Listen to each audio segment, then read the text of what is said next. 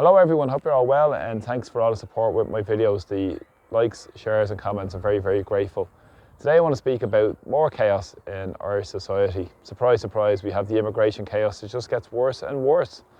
In my last video I spoke about Newtown Kennedy and the heavy-handed attacks by the Gardaí, and in response we've seen huge demonstrations in Newtown over the weekend where we saw over 4,000 people attended protests in support of the community who have serious concerns because of the lack of services in their community, lack of integration, and many more issues that are facing many more people up and down the country. We've seen that in loads of communities, most recently in Coolock, at Tala, many more communities as well up and down the country who have been without any public consultation, with serious lack of social and public services, and getting worse. And people with genuine and legitimate concerns have been ignored, and this is pushing down the working class, making the conditions of ordinary people far worse because of the huge influx without any consultation, as I've said. They're more interested in bowing down to the bureaucrats in Brussels than serving the people of Ireland. Now, the people have had enough. We've seen that with more and more demonstrations. And we've also seen it with the most recent referendum results, where people have had enough of the political classes in our society who are completely out of touch in their own ivory towers. Now, it's important to note, because over the weekend there were comments made by Rishi Sunak. This comes on the back of Helen McEntee's shambolic appearance at the Oireachtas Committee. Helen McEntee has absolutely, completely, probably one of the worst ministers for justice we've ever had, has no authority to govern in terms of her brief, let alone being in the government as well. And we have a lame duck Taoiseach, Simon Harris, who is unelected, not elected by the people, and again has been appointed by his Fine Gael parliamentary party rather than being serving the interests of the people here in Ireland. But again, he's more interested in bow down into Ursula von der Leyen and continuing the support of this proxy war in Ukraine, which we've seen the fallout of because of the influx of huge amounts of refugees from Ukraine, and on top of that we've seen the huge push by the big bosses to look for their cheap labour, which is pushing down on the ordinary working class people here in Ireland. But over the weekend we saw the reports coming from Rishi Sunak speaking about the Rwanda bill and saying that the Rwanda policy was working. Isn't this interesting? This comes in the back of Helen McEntee last week, who said over 80% of people coming into the country through international protection is coming through the north of Ireland.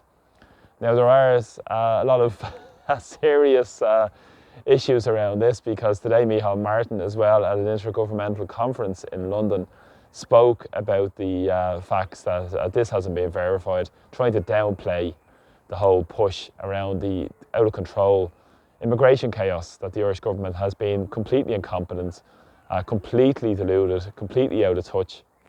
And it shows you how far this neoliberal project has gone in terms of the privatisation agenda in Irish society, and all about serving, keeping wages low and keeping profits high for their rich billionaire and corporation friends, rather than serving the interests of ordinary people. Hence we have so many crises in housing, health, and many more crises ordinary people are struggling for.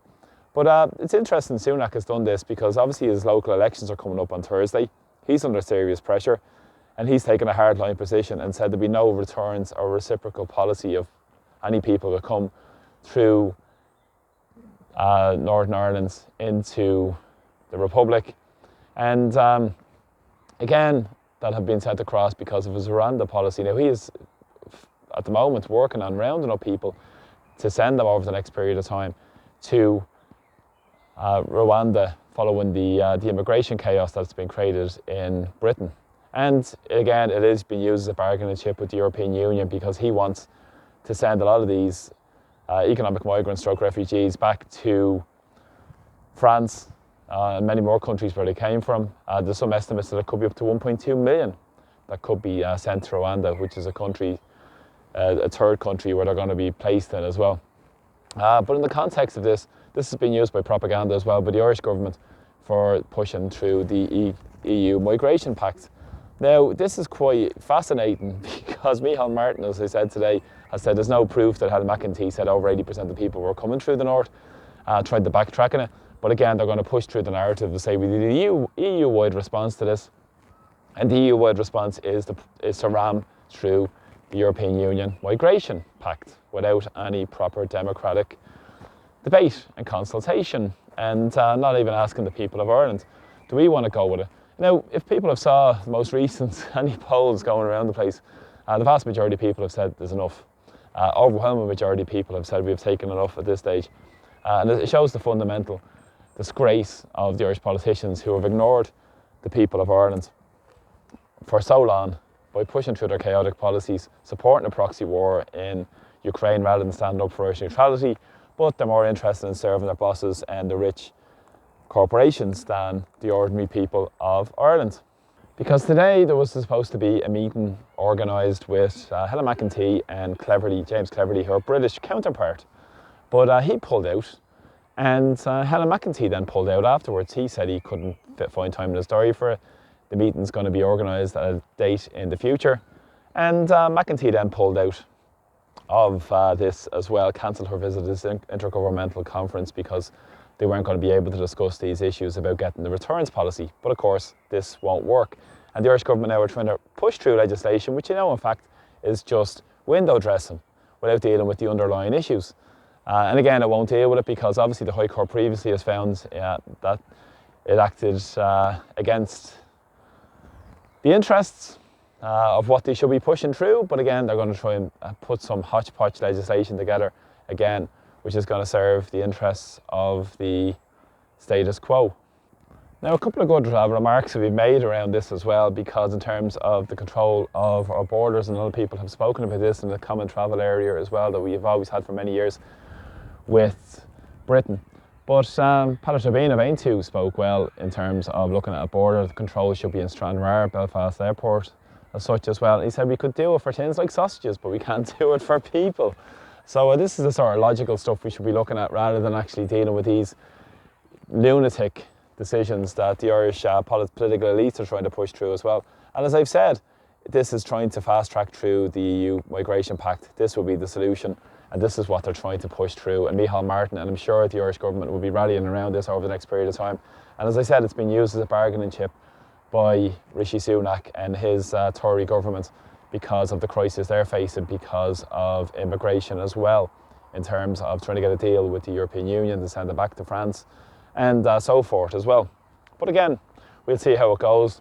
It's a diplomatic disaster, to put it very, very succinctly, but I think at the same time the Irish government have shown their hand, and anything they do now is complete lip service. They have no authority to govern. Most people have lost any sort of confidence with them. Even people that would have supported them in the past have lost complete confidence with them. So many people I've met and spoken with over the last period of time. It is a huge, huge political issue here in Ireland. It's a huge issue on the doors on many people's minds. It's absolutely just disgraceful what's going on. It's disgraceful how the peaceful protesters were dealt with down in Newton and Kennedy. And peaceful assembly is vitally important and sacrosanct in the Irish Constitution. And it's vitally important that people remember these constitutional rights were won by ordinary people. They were not gifted to us by any ruling classes, any of the super rich or any of the political classes. They were gained for and struggled and won for through ordinary people, like many people, ordinary working class people in the past. And now is the time that we stand up as ordinary people, stand up for what's right in our communities up and down the country, stand up for proper consultation, stand up for proper services, and tackle the super rich in society, tackle the Irish political classes who represent the interests of the status quo and the establishment, who look after the big corporations, who make huge money from the immigration industry, make huge money from the homeless industry. And we saw record homeless figures over the weekend. Again, more and more people are being forced into homelessness because of government policies again. And we have this chaos as well. And then we have the commentary today speaking that we need 50,000 extra homes for refugees, stroke asylum seekers, stroke economic migrants over the next number of years, which is just adding exceptional pressure to an already stressed system and keeping accommodation costs high. And who benefits? Bankers, the rich, the very wealthy. That's who benefit, and that's who the Irish government and the political classes in Ireland represent. So bar a few notable exceptions who've spoken out on this, the vast majority have been completely complicit, and they now try to fast track this EU migration pact that has to be watched over the next period of time, that Ireland should have an opt-out on, in terms of other countries such as Denmark as well have acted on. So it's vitally important that people speak out and keep speaking out, because it's refreshing to hear more and more people having rational, proper conversations about what's going on with our country, and putting the needs of people here in Ireland first, in terms of the right to have a home, decent, dignified existence with a health system, and education, and many more issues that people are being ignored on and being disgracefully treated with, as well. As I've said, record homeless figures, record people on hospital waiting lists, and record people on trolleys, not to mention what the horrors of what happened last week. The news broke about the poor young girl in Limerick, Aoife Johnston as well, who lost her life as well. And one of the doctors, after dealing with that incident and the extreme stresses and pressures, left the HSE and vowed never to work for them again after that. So these are huge issues in our society. They shouldn't be happening. Very wealthy country. As I said, 2 billionaires have the same wealth as 50% of the population in Ireland. But these are the people that the Irish political establishment represents, not the interests of ordinary people. And they're more interested in getting their orders from Brussels than getting instructions and representations from the people here in Ireland, in every community up and down the country. So thanks for all the support on my videos, really appreciate it. Thanks for all the likes, shares, comments, I'm very grateful. And thanks for people who subscribe to my YouTube channel. Please press subscribe so you get notified when my videos come up. So from Dublin tonight, Slán, take care, see you all soon. Thanks for all the support, mind yourselves.